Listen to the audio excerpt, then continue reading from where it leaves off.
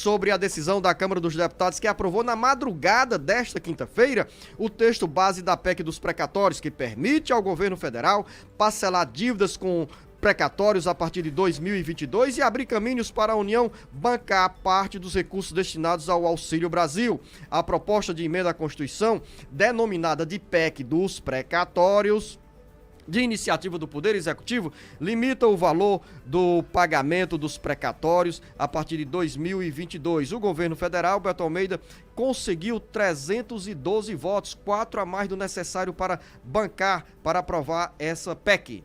Exatamente, Luciano. Olha, 4 votos a mais, o mínimo necessário eram 308, mas o que vale aí é o resultado e o esforço. Eu acho o seguinte, Luciano, para além dessa questão ideológica, para além desse embate que vem desde semana passada, de mercado financeiro reagindo, de bolsa de valor caindo, de dólar subindo, porque o governo quer furar o teto de gastos, porque o governo quer utilizar da aprovação dessa PEC dos precatórios para pagar um programa que vai substituir o Bolsa Família, que vai se chamar Auxílio Brasil, e que esse programa vai ser possivelmente o grande carregador de Bolsonaro nas costas, como se diz, para sua reeleição em 2022. Luzenor, tudo isso são discursos, são narrativas políticas e ideológicas. O que a gente não pode esquecer, eu disse ontem uma coisa aqui. Luzenor, nós estamos tratando de um programa de transferência de renda que vai beneficiar 17 milhões de pessoas que passam necessidade, Luzenor,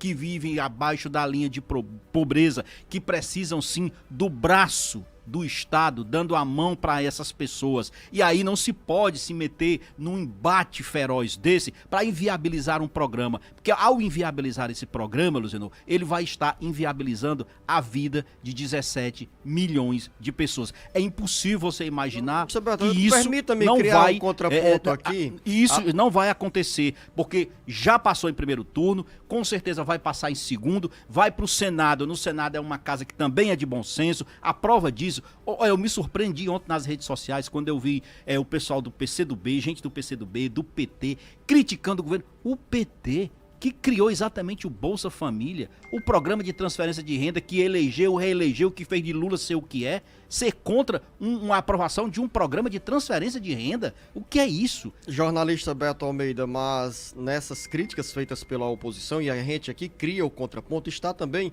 o argumento e a dúvida e a incerteza se o governo federal vai mesmo retirar esses 40 bilhões de reais destinados ao pagamento de precatórios para aplicar no Auxílio Brasil. O governo diz que sim, a oposição não vê segurança nesses argumentos do governo federal. E tem o outro lado... A oposição não vê segurança em argumento nenhum, Luiz. Jornalista Beto Almeida, estou apenas criando contraponto para você não ser exclusivamente parcial no seu comentário. Eu não estou sendo parcial. E colocar todos os aspectos. Se o governo federal avançou, é importante ter avançado. Tem outro argumento também, a mesma oposição que faz essas críticas considera, classifica como um calote do governo federal nos estados, nos municípios, nas empresas e para os cidadãos que têm dinheiro a receber dos precatórios. Claro, esse volume de recursos de precatórios que o governo está, a partir dessa mudança na Constituição, que ainda precisa ser aprovada em segundo turno pela Câmara Federal e também passar em 2 turnos pelo Senado, esse dinheiro dos precatórios só vai afetar os estados, os municípios e grandes empresas ou empresas que tenham dinheiro, um volume mais alto para receber. Os precatórios de menor valor, como por exemplo, esse até dinheiro que é destinado mil, né? aos aposentados, aos beneficiários da Previdência Social, não entram nesses cálculos, esses pagamentos, nessas regras que estão sendo estabelecidas pela PEC dos precatórios. Esse é um dos pontos, amigo Luzenor, que inclusive levou muitos parlamentares de oposição a aprovar, por exemplo, ontem esse texto da PEC dos precatórios. É que o governo costurou, por meio do presidente da Câmara, o Arthur Lira, um acordo para que esses precatórios referentes ao antigo Fundeb, tá certo? Sejam pagos aos estados e aos municípios nos próximos 3 anos, claro, de forma escalonada, mas esse é um avanço, é um acordo, e os estados, a partir de 2022, já vão começar a receber parte do que estava previsto para receber desses precatórios, que estava aí para ser parcelado a perder de vista. Então, já foi um avanço nesse sentido. Não foi à toa, por exemplo, que o André Figueiredo, que parte da bancada do PDT, tá certo? Pelo menos 15 deputados do PDT votaram favoráveis à matéria. O André merece críticas. Quer dizer que o deputado, por ser de oposição, ele não tem que ter também um bom senso?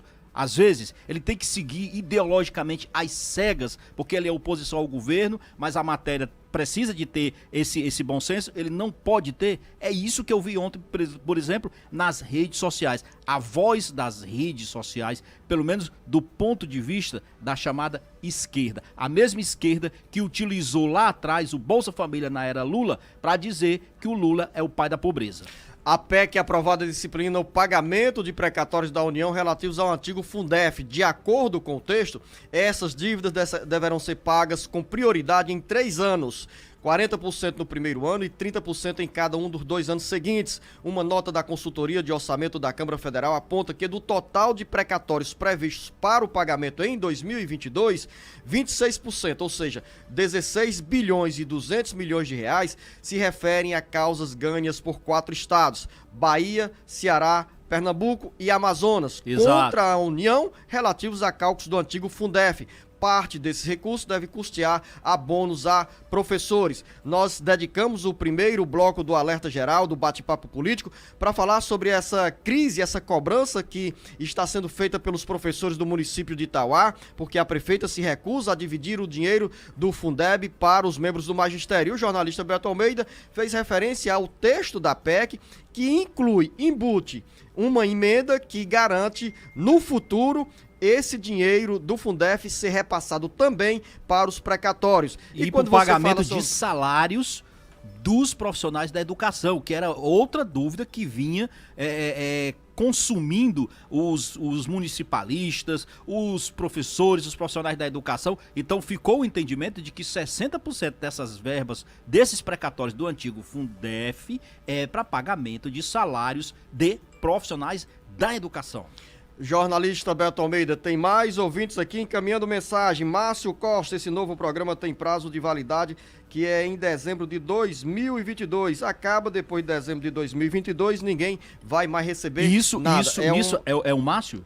É Márcio Costa. O Márcio Costa tem razão nisso daí. Por que ele tem razão?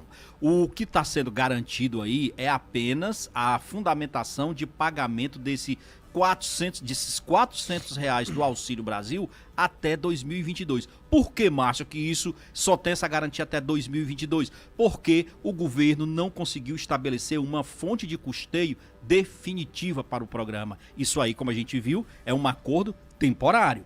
O governo tem ainda todo o ano que vem para, logicamente, encontrar uma forma diz o seguinte: de passear